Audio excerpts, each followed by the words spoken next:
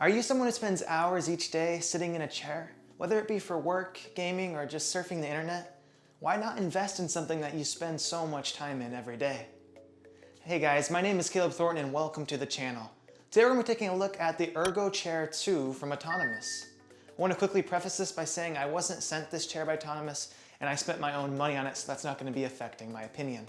The ErgoChair 2 by Autonomous is an all-purpose computer or office chair that offers a ton of different adjustability options.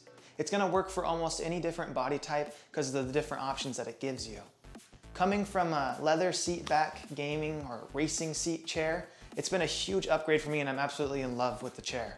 The chair is currently on sale on their website and it's coming in at $349, which is a super reasonable price, especially when you start getting into those more higher end or ergonomic office chairs. Something like a brand like Herman Miller, it's not uncommon for those prices even to punch up into the thousands of dollars. And with what you get from this chair from Autonomous, I would say it's a very reasonable price point. Let's go ahead and get into some of the features and the build quality of this chair.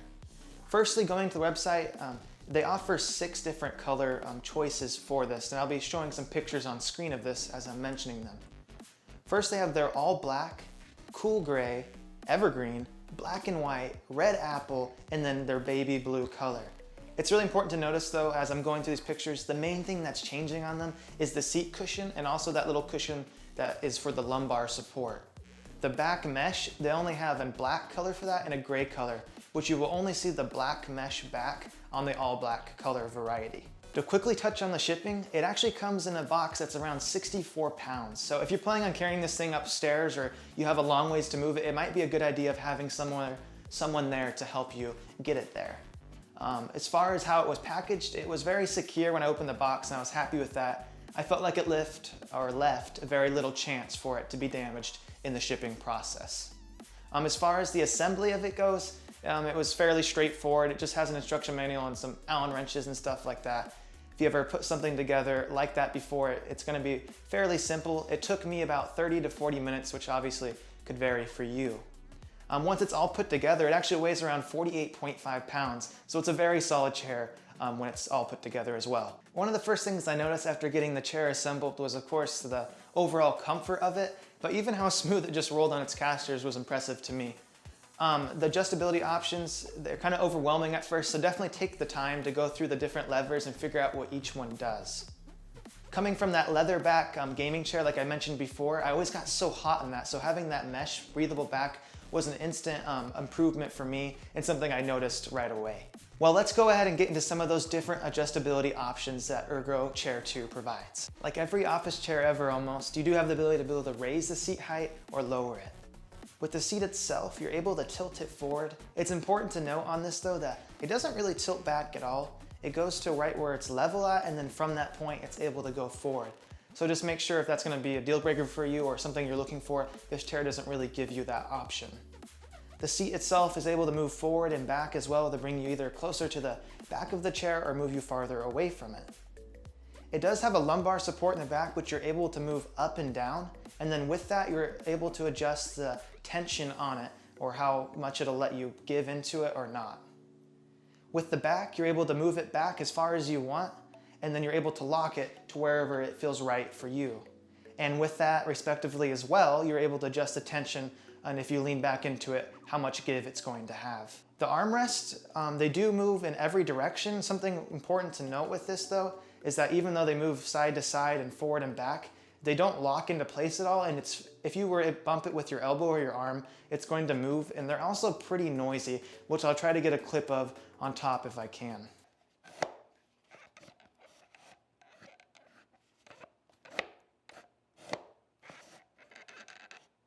They also have the ability with the button on the side to change the height of the armrest, which is really nice, so you can accommodate a different height or torso length or height of your desk as well.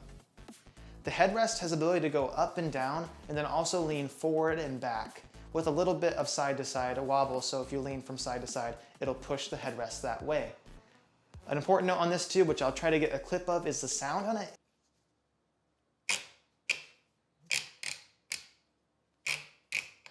It's a little bit loud, it pops really loud when it's going up and down, and even the tilt on it is loud. So if you were to lean back and tilt it easily with your head or something, it would be pretty jarring having it right into your ear.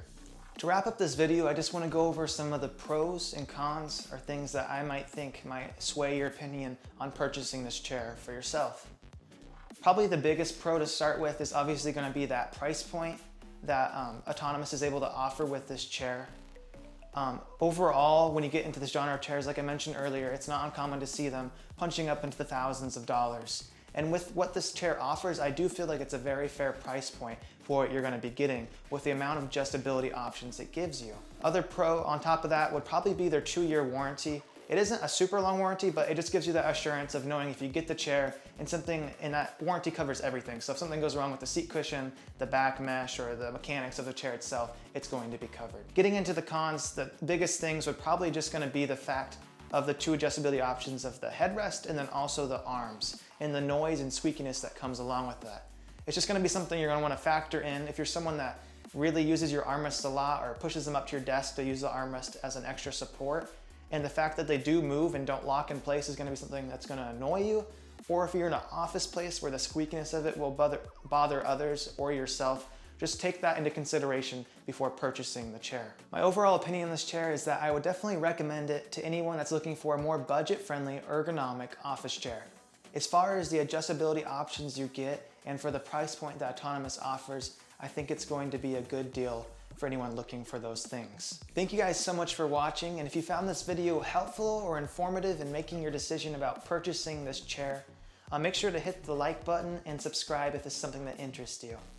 And if you guys have any further questions, make sure you leave them down in the comments below and I'll try my best to answer them. Thank you guys for watching.